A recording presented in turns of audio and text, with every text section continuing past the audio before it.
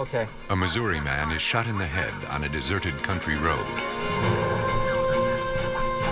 Is it murder? The only clue, a shredded bullet. Identifying the gun that fired it will be nearly impossible. In Florida, a man is beaten to death in his home. Police uncover fingerprints and rumors of an exotic weapon. That's what it looks like. For law enforcement, the toughest opponent is often an assassin with no clear ties to the victim.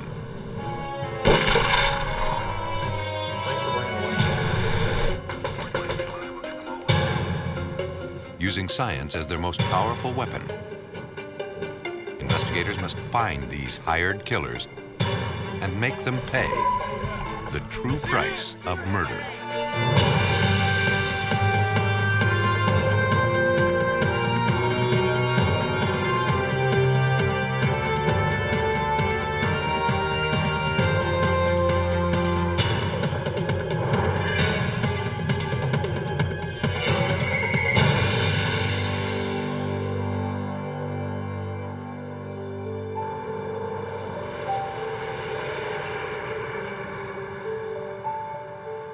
In this episode, some of the names have been changed. Hillsboro, Missouri is a small town located a few miles west of the Mississippi River. On November 21st, 2000, on a stretch of commercial property owned by a chemical manufacturing plant just outside Hillsboro, a security guard spotted a vehicle sitting in a field. He discovered a man in the driver's seat, slumped over the steering wheel. The man was unresponsive. He was bleeding from a wound in the back of his head. The security guard called 911. Jefferson County 911, what is your emergency? A man in a field... A dispatcher alerted units from the Jefferson County Sheriff's Department. 7214, 6017. Within minutes, paramedics and deputies were on the scene. But for the man who lay motionless in the driver's seat, it was too late. Paramedics pronounced him dead at the scene. Sheriff's deputies cordoned off the area and called in crime scene investigators. Detective William McDaniel took charge of the case. When I pulled up, there was a car partially off a gravel roadway, had a white male slumped at the wheel. The rear passenger side window was shattered. It looked like from a bullet. The security guard found him. Okay, I guess what we'll do then. The evidence suggested to Detective Michael Gray the car was moving when the man was shot. You can do it here. When the vehicle was found, it was in gear. His foot was still on the brake pedal. We surmised that the vehicle was traveling at idle speed. We initially were looking at the possibility of it being hunting related simply because of the time of year. The area in question is known for a lot of hunting. Detectives examined the car inside and out in search of any clues. Some 30 feet away on the dirt road, investigators found shards of glass. They believe the bullet struck the car and driver here, after which he drove straight off the road. The driver was removed from the vehicle and identified by his license. His name was Larry Holman, a 44-year-old from nearby Hillsboro. The victim's wife was contacted. Detective McDaniel knew the victim from around town. He was a church-going family man, not a man prone to have many enemies. Open up the right door. He was also an avid hunter. Yeah, I put him down the road. The security guard revealed that the subject was in the field area scouting for deer for possible hunting locations. It's the last day of deer season, and there had been reports of poachers on the property. The car is in a field where the deer cross, so there's a chance that somebody may have thought it was a deer moving across the field. Detectives turned to forensics to find the source of the deadly shot. Well, the important thing was to try to determine the direction the projectile came from. Once we got a direction, we'd have a line on where to search for any items of forensic evidence, any shell casings, items left behind.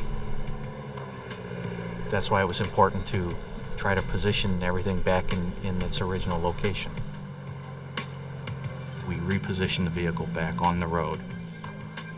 We figured out a trajectory angle based upon the approximate head height of the gentleman. It was a matter of setting up a tripod, taking a trajectory string, and then just extrapolating back into the wooded area.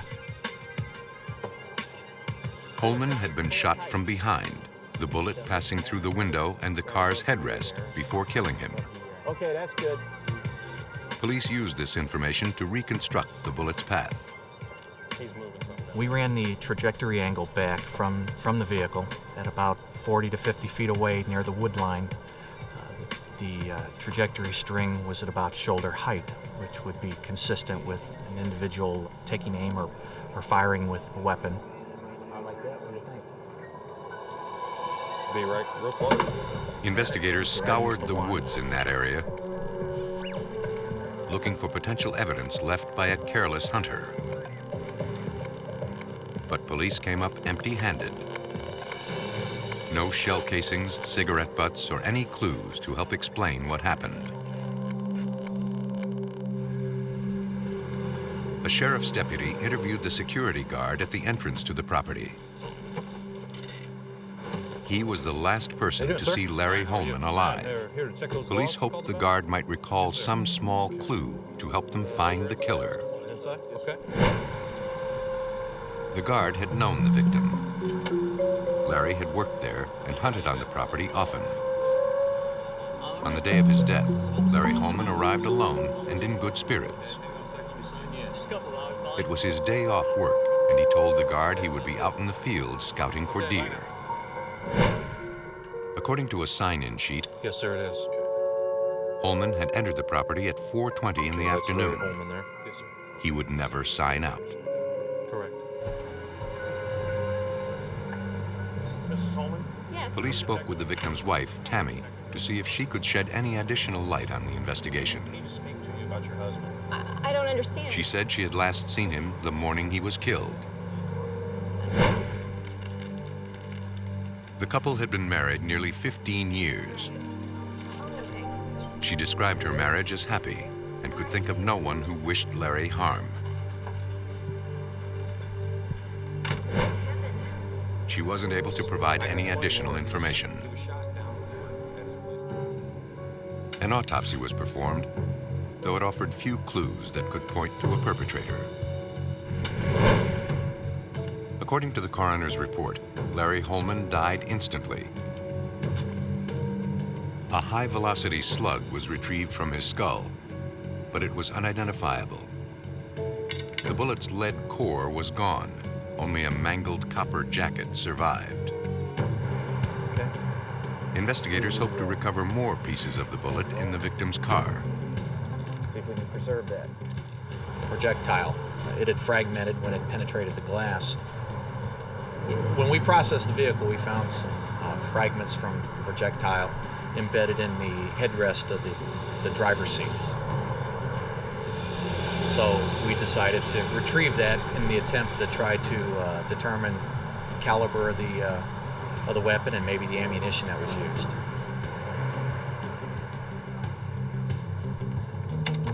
At the Missouri State Highway Patrol Crime Lab, forensics expert Todd Garrison was charged with putting the bullet back together again. First, it hit a window of an automobile. Secondary impact was the headrest of the automobile. The third impact was the victim's head. Each one of those impacts contributing a little bit more to its damage and distortion. Garrison analyzed the size and weight of the pieces. One of the copper fragments out of the headrest had rifling engraving on it that was similar to the rifling engraving that was observed on the bullet out of the victim's head. He determined that he was looking at pieces of a .243 caliber bullet. Generally, the .243 Winchester caliber is associated with a hunting type rifle, as for deer, large game. At the Jefferson County Sheriff's Department, detectives formed a task force. If this was a hunting accident, it would be nearly impossible to solve. You guys watch. Thousands of hunters passed through the area. It's basic 30-40 feet up. Detective Gray laid out what little they did know. Okay, so you're saying about You have an individual who's what we term low risk. The guy's a family man. The guy had no known enemies. Did not live a lifestyle that would be conducive to violence. Investigators, however, were not yet willing to declare the case an I think accident. I'm going to take the four names like the wood line, Something didn't seem right. glass, which we are. Accidental shots usually end up somewhere else on the body. Headshots are usually a named shot. When you start thinking about the laws of probability, we have a moving target, small rear window, the thickness of the woods. It did not look like an accident. I think we need to go out and maybe talk to some residents. Police officially labeled the death suspicious, but they had no leads to point them to the killer. Go back out to the woods. It seemed the investigators had come to the end of their trail of evidence. Weeks turned into months, and no new clues surfaced. Police issued press releases throughout the small community, asking the public for help. By January, little headway had been made on the case. Then, police got a break from an unlikely source. Hi, Detective. Okay. Tammy Holman, the victim's widow, told investigators about a series of unsettling letters she had been Yes, I receiving. did. It's weird. After her husband was shot, a man named Carter Davis began writing her love letters. You know, it's just kind of fishy. Tammy said she had rebuffed him, but he would not leave her alone. She turned his letters over to police. "I love you and won't let you go," read one. "We're soulmates," read another. The detective's interview with Holman's widow left them with some questions. Wouldn't say who he was. No, he wouldn't say who he was. They knew that a man named Alan Tripp had moved in with her shortly after her husband was killed. Check on this. Mrs. Holman started to look suspicious to us. Her actions didn't really correspond with a grieving widow. It began to expand our investigation. Detectives ran Tammy's name through the system. Her record was clean. But they also knew her name did appear on another significant document. Larry Holman's insurance policy offered a payout of $125,000. He had an additional policy of $2 million if he died in a hunting accident. The beneficiary was his wife. For detectives, what started as a simple accident was now looking like it might be cold-blooded murder. In November 2000, Missouri deer hunter Larry Holman was found dead in a field. He'd been shot in the head with a .243 caliber bullet fired from a hunting rifle. At first, it appeared as if it was an accident, but police were beginning to have their doubts. Here at the scene. They weren't the only ones. In January 2001, the victim's brother, Randy Holman, turned in a .243 Winchester bolt-action rifle. He knew the police were looking for that type of weapon and suspected Larry's death was no accident. Randy feared the killer was someone his brother knew who may have used this gun to murder him. If you want to have a seat right there. Jefferson County Detective William McDaniel. We interviewed Randy Holman, brother of Larry Holman. He actually brought in a deer rifle of Larry's, and he wanted us to do a comparison of the deer rifle to the ballistic round, what was found at the crime scene. At the time of the murder, the gun had been stored at the home of Larry and Tammy Holman. I ended up getting it from Tammy.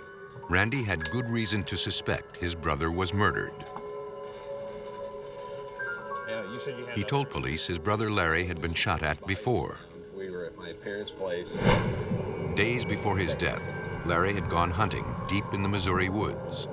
Randy stated that he and Larry had had a conversation later in the night after hunting. Larry stated that he had a close call. And Randy asked, well, what do you mean by a close call? And he goes, well, I had a bullet whiz by my head. Because there was so much gun activity up in the northern part of Missouri during deer season. And they kind of joked about it. But now, he knew it was no joke and wondered if Larry had been shot with his own gun. Heavily hunted. I didn't think much about it. He just wished that that gun would be ruled out so that way he knew the gun had no involvement into his brother's death. Alan, thanks for coming by. Investigators sent the gun to ballistics and began interviewing suspects. First on their list was Alan Tripp, the widow's new love interest. You know what we want to talk to you about? Tripp had grown up with Tammy Holman and came to her side shortly after Larry's death. Oh, I've known her since grade school. We went to grade school together. Within the last couple months, Alan Tripp had moved in with Mrs. Holman and actually gave her an engagement ring. No. His actions raised some red flags with us. He stated he had no knowledge of the incident, that he had spoke to Mrs. Holman several times about the so-called accident, and she stated that there was nothing there. Calling her all the time. Investigators also sought out a local man named Carter Davis. Yeah, he's right over there clearing that table. Tammy said Davis had become infatuated with her, showering her with flowers and love letters. I need to ask you some questions about Letters that concerned Tammy Holman. Oh. Like Tripp, he insisted he had nothing to do with the crime. Tammy and I are friends. At one time, Carter Davis actually put a note on Alan Tripp's car which said, "Did you kill him?" She's always said And from the he just believed that Alan Tripp had something to do with his death. But other than that, she's never said much. Police had also gotten a very interesting lead. They learned that Tripp and Davis were not the only men close to Tammy Holman. We received an anonymous phone call. It was a male subject. The caller suggested they check out the alibi of a third man. It was a male caller? The tipster said Charles Miller had a gun similar to the one police were looking for. McDaniel checked Miller's record for any previous arrests. Miller had a record. He had been arrested for check fraud.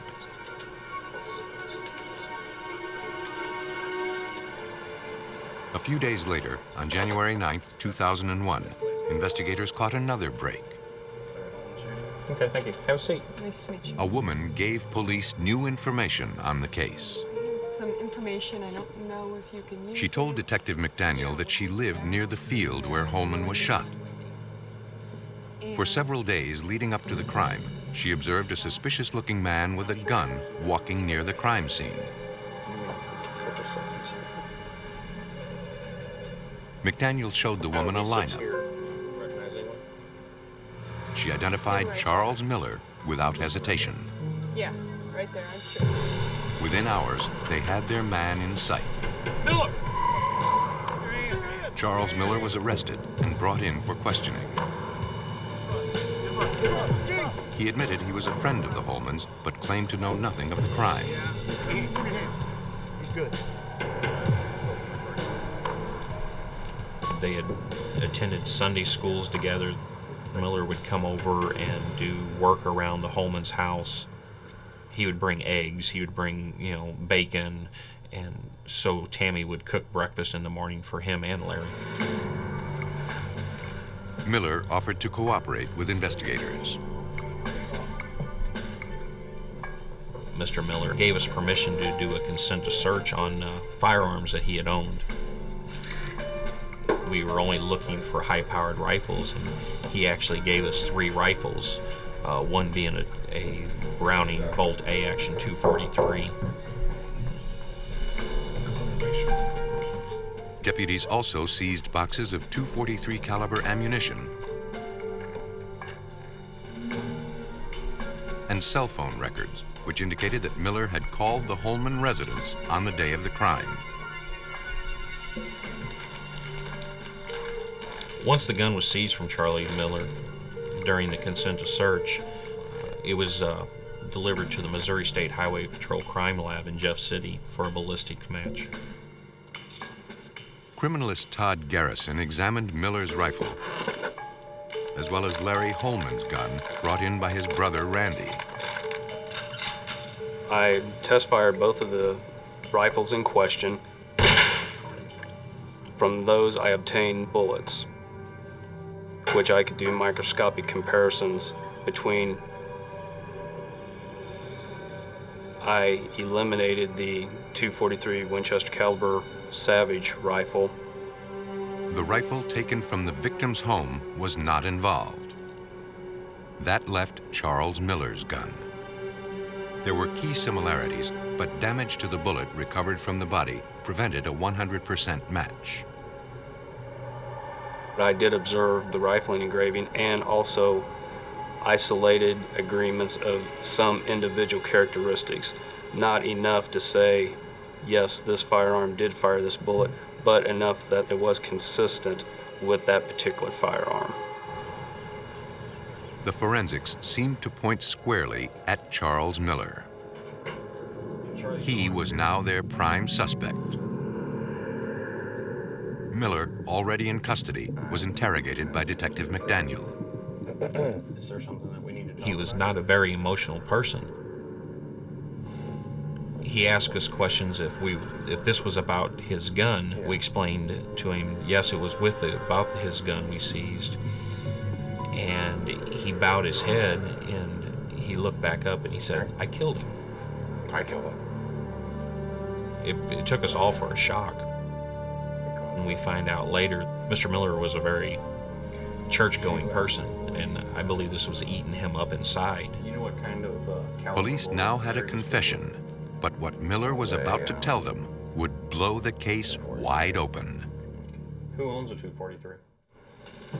In Jefferson County, Missouri, an accident investigation had uncovered a homicide. Police had a suspect in custody, Charles Miller. Charlie, you know why we're here? And when presented with the forensic evidence, he confessed. But the confession was only the beginning. Charles Miller got, I guess, infatuated with Mrs. Holman. He stated to us that he always thought she was a very well-kept woman. He and Mrs. Holman began a relationship without Mr. Holman's knowledge. Miller told police he and Tammy were close, and her husband was becoming concerned. I thought Tammy knew that you killed He went on to say Tammy asked him to kill Larry. Tammy's the one who made She wanted it done during hunting season to make it appear as if it was an accident. Miller believed that with Larry dead, he and Tammy would be free to live the life he dreamed of. Tammy while I still had the gun. Miller had tried once and missed. November 21st was his last chance, the final day of hunting season. Mr. Miller got down to the property about 2 o'clock and actually watched Mr. Holman drive into the field. Miller was up the road a ways and positioned against a tree. And as Mr. Holman started to leave the property, he took the shot. And he watched Mr. Holman slump, his head go forward and rest on the steering wheel, and the car veered off. Police believe he then packed up his rifle, picked up his shell casings, and left the scene.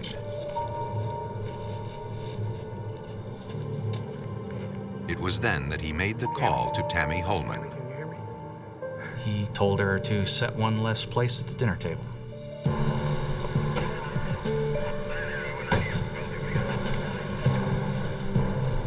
On January 10, 2001, detectives arrested Tammy Holman for the murder of her husband. Tammy? What? Charlie Miller was basically double-crossed by Mrs. Holman. He thought he was going to get to live the life that Larry Holman lived, and instead she pulls Alan Tripp in, who is now taking over Larry's position in the family.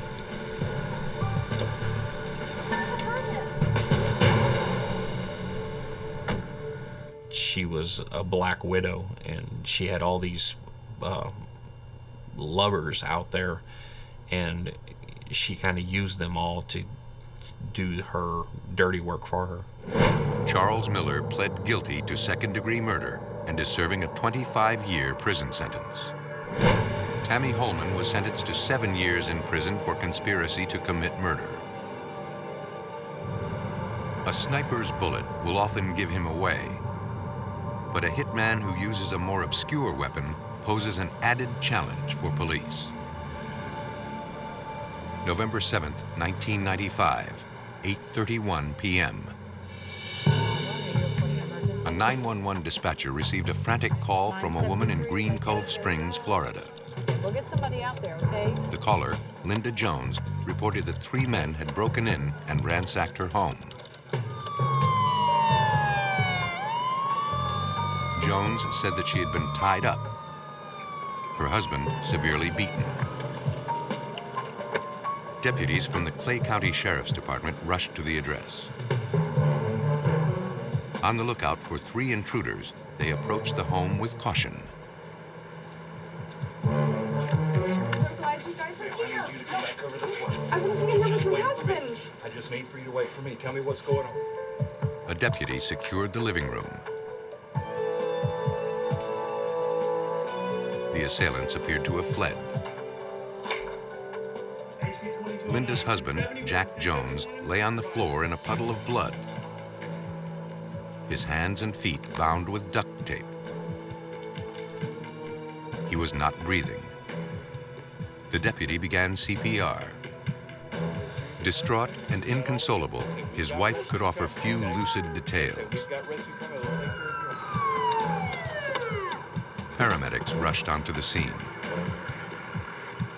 As deputies tried to gain a description of the attackers, they did not have much to go on. Linda said the men wore ski masks. The rest was a blur. Lieutenant Tom Waugh was assigned the case. We were told that 3 masked assailants entered the residence. They had some kind of a club or bat with them, and they had tied her up, tied up her husband, and literally beat him with this weapon. And then they went through the residence and stole various items, such as money and jewelry. Paramedics examined Linda Jones. Her injuries seemed minor. She complained of tingling and pain in her left arm and was taken to a local hospital for treatment. Her husband was not as fortunate. Jack Jones was dead. The crime scene itself was very violent. We noticed right off the bat a lot of blood. There was blood on the floor because there was blood spatter on the wall, and it appears that he was drugged into an adjacent room. And on the wall, as he rounded the corner, it looked as if he had his hands on the door corner trying to hold himself back. And then once he was in the other room, that is where he was literally beaten to death.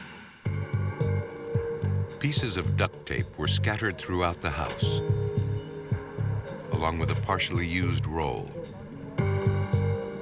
Officials believed it had likely been used on the wife. She too had been tied up, she told deputies, but tore herself free before calling police. The reason for the break-in appeared less clear the more detectives looked around.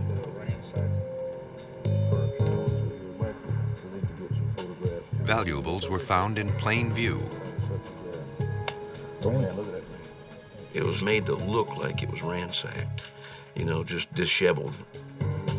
Jewelry, an expensive watch, a man's wallet with cash and credit cards were all left behind.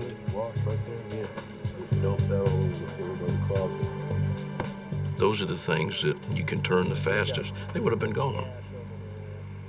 And why would you leave money? Why would you leave jewelry? Didn't seem right. At the hospital, deputies took a statement from Linda Jones Jack and I were sitting in the living room. and fingerprints to help eliminate those found at the house.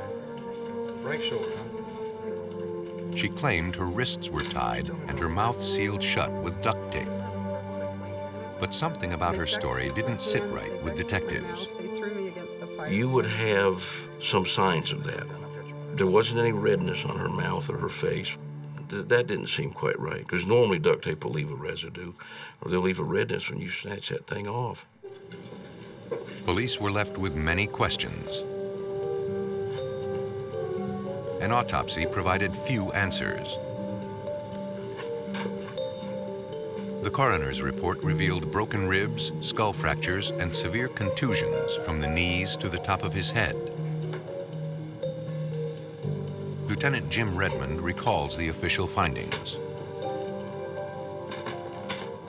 The injuries to Jack Jones were as a result of blunt force trauma. The injuries were indicative of a bat or some type of club. The brutality of the crime sent shockwaves throughout the community. Detectives were baffled. The Joneses lived in a nice neighborhood in the Lake Asbury area of Clay County. Why did somebody pick out this house? In this affluent neighborhood, quiet, peaceful, very peaceful, quiet neighborhood. Why did they just pick this house out at random to come in and commit this crime? It just wasn't right. Come on, Linda. Investigators hoped Jones's widow might shed some light on the case. Her response, however, surprised them.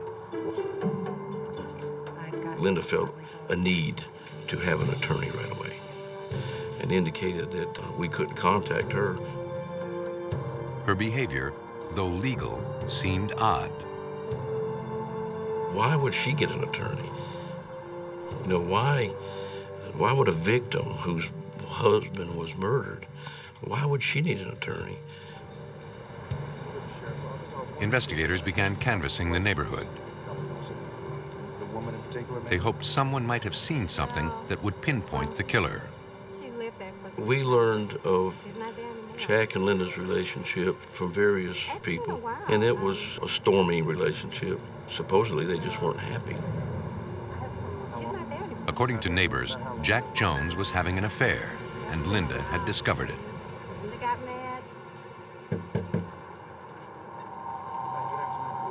One neighbor noticed a suspicious vehicle parked outside the Joneses' residence at the time of the murder. It was a maroon van, and it had dark tinted windows. And it left the scene, high rate of speed, no lights on. In nearby Jacksonville, police tracked down Samantha Thomas, the girlfriend of Jack Jones. The two had been romantically involved for several months. The young woman claimed that Jack was planning to divorce his wife. But Linda had threatened suicide. The girlfriend also told police of another incident 1 week before the murder. On October 31st, outside her home, Thomas's car was vandalized, the tires slashed. It could have been just a Halloween prank. But according to his girlfriend, Jack Jones felt differently. Jack felt like Linda was behind it just due to all the ruckus she was raising about Samantha and his relationship. The story seemed a bit odd, but Waugh's next find only increased his suspicions. According to their insurance policy, Linda Jones would receive $500,000 in the event of her husband's death. It was a compelling motive, but to prove murder, investigators would have to turn to the evidence. Though Linda Jones maintained her silence, the duct tape spoke volumes. Dawn Walters, a crime analyst with the Florida Department of Law Enforcement, examined scraps of tape collected by police at the crime scene. Minute details grabbed her attention. Some of the duct tape that was submitted was pulled apart or torn apart, and some of the duct tape that was submitted appeared to have been cut. Duct tape found on the victim was stretched and frayed, signs that the man had struggled to break free. Tape wrapped around the wrists of his wife, however, bore a tiny triangular pattern. The duct tape was determined to have been cut by what appeared to be pinking shears or another similar cutting instrument. Walters also looked for fingerprints, but none were visible. At least, not to the naked eye. I decided to use the cyanoacrylate ester fuming process, otherwise known as the superglue process. The superglue fuming process is done by adding superglue drops to sodium hydroxide soaked cotton, which then begins to fume, and these fumes will adhere to the latent print residue that's present on an item. Then I used white fingerprint powder to further enhance the prints. Within seconds, an image came into view. Linda Jones had not torn the duct tape from her wrists. And now police had not one, but two fingerprints to prove it. Someone had cut her free on the night of the murder. In 1995, Florida police were on the hunt for 3 masked intruders who bludgeoned a man in his home. After weeks of investigation, Lieutenant Tom Waugh had just 2 significant clues. A pair of fingerprints left at the scene, and a mysterious maroon van. The van remained unidentified. The fingerprints matched no one on file. According to information gathered by police, the victim was a used car salesman with no known enemies and a marriage on the rocks. Waugh suspected the victim's wife was involved, but she could not have acted alone. Not too far into this investigation after the death of Jack Jones, I had felt like that this was going to be a murder for hire. Police then got a tip that confirmed their suspicions. Camera, there was a diamond ring. An anonymous source accused a local man of being involved in the crime. He was a landscaper named Donald Bradley. Police took a closer look at him. We determined that Donald Bradley owned a maroon van with dark tinted windows. The description of the van matched the one police were looking for. A review of his landscaping business finances led to the accounting office in Jacksonville, where Linda Jones worked. Linda Jones did Donald Bradley's taxes and did work for him. She knew him, and boom, right away, he was coming into focus in this case. One of the things I do routinely when somebody is identified as a suspect, I would start finding out who are they calling. In Donald Bradley's case, it was not only who, but when. This is the night of the murder. I got Donald Bradley's cell phone. Cell phone records indicated he'd made 3 calls to the Jones house on November 7th, all around the time the crime occurred. On January 22nd, 1996, Lieutenants Tom Waugh and Jim Redmond interviewed their suspect at his home in Orange Park, Florida. Sheriff's Office, Lieutenant Jim Redmond. Bradley admitted he knew the Joneses, but said he had no knowledge of the crime. He told police he'd been out driving for part of the evening in question. What was the last 4? When we talked with him that day, he was very arrogant. Detectives soon revealed their hand. Okay, well, we got a 911 call. When we started telling him about the phone calls to the house, He said, yes, it was concerning taxes. And then he was very, very nervous, and you could tell he kind of didn't know where to go but hold his composure. I would ask him, Donald, how could Linda be talking about taxes with you on the telephone? Well, she's duct taped, and her husband's being beat to death, and some guy's sitting on her in the living room of their house. I mean, how could this happen? And he couldn't answer that. For Lieutenant Redmond, Donald Bradley's story was unbelievable. We felt pretty confident at that point that he was somehow involved with the murder of Jack Jones. All the detectives had was a hunch. To make an arrest, they needed evidence. They got a search warrant to seize Bradley's van. Blood, hair, carpet fibers. Investigators searched for anything that might link Donald Bradley to the killing of Jack Jones. But the van was spotless. It had been scrubbed clean. Detectives caught a break several weeks later when Bradley was arrested on an unrelated charge. They interrogated the suspect, who changed his story slightly. He admitted Linda Jones had approached him to kill her husband. But he claimed he had refused. Bradley made up a story about Linda having murdered Jack Jones and used this African war club to do it with. His story seemed implausible. But with his fingerprints now in the system, they could finally compare his prints to those found on the duct tape. For investigators, it was one step forward, 2 steps back. Bradley's prints did not match, which meant at least one more accomplice was still on the loose.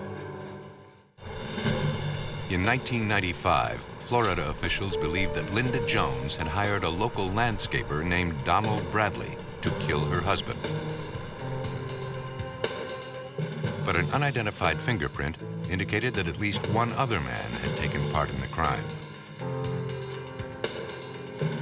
In September 1996, Jeremy Harrison, a longtime employee of Bradley's landscaping business, had been picked up on an unrelated charge. Police wanted to talk with him about the Jones murder. Prosecutor Timothy Collins. Mrs. Jones' initial report at the time of the homicide was that 3 individuals were involved. I think what you generally find in these kind of cases is that in every lie there's a thread of truth. So in looking at the crime scene, it was pretty clear that more than one person was involved. It was then a matter of trying to determine who and how many other people were with him. Would you stand up for me? So the critical decision then was to find that fingerprint, who it belonged to.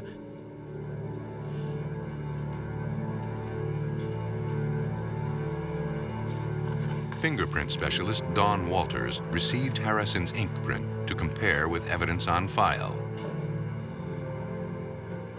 To compare latent prints, I look for the individual characteristics that are present in the latent print and the inked print.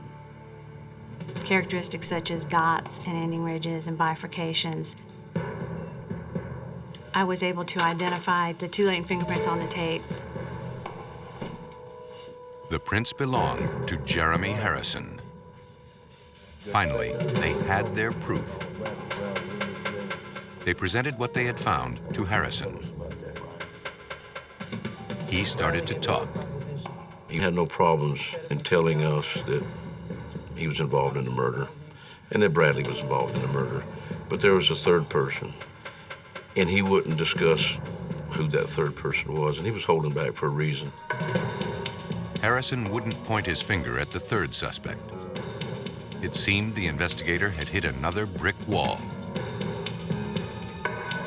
Then they learned of a family connection that seemed likely to provide them with the break they so desperately needed. It was shortly thereafter that we learned of his brother. Jonathan Harrison was picked up for questioning. We left the door open in the interview room, and we let his brother walk by. And his brother looked at him and said, "I told him everything, give it up, bro." After eluding suspicion for nearly a year, both Jeremy and Jonathan Harrison confessed. According to the Harrison brothers, the weapon used on the night of the crime was an ancient Zulu warrior stick. Yeah. The artifact had been stolen from a local man who hunted big game in Africa. The hunter provided a full description of the club, but it was never recovered by police. On September 14, 1996, law enforcement officials arrested Donald Bradley and charged him with murder and conspiracy to commit murder in the first degree.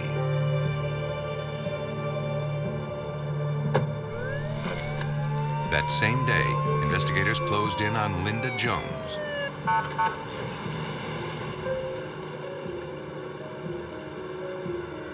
A woman betrayed by an unfaithful spouse and her own unrestrained brutality. Linda Jones wanted her husband back. When she finally came to the conclusion that that was never going to happen, then it became a matter of money. Will be used against you in a court of law.